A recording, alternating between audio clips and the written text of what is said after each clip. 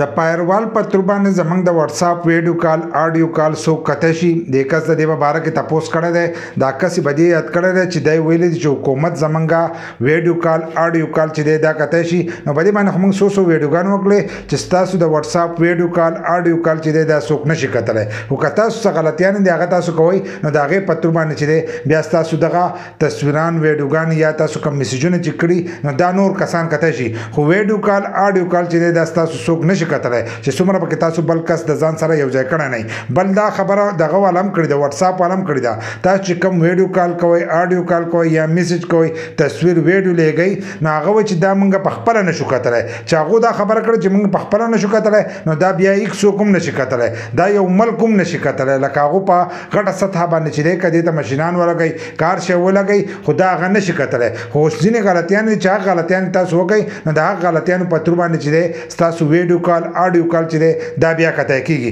نو د کس چې تاسو کړی د فایروال په تر باندې کتل شي نو فایروال چې دا هغه کار نشي کولای هغه سوشل میډیا باندې ځینې شیزونه دي چې هغه کنټرول کول شي خو په پاکستان کې چې د هلن سات دغه په استعمال باندې څوک نه پويږي تاسو نه چې کله ان کې انټرنیټ سپیډ چې دی هغه کم څه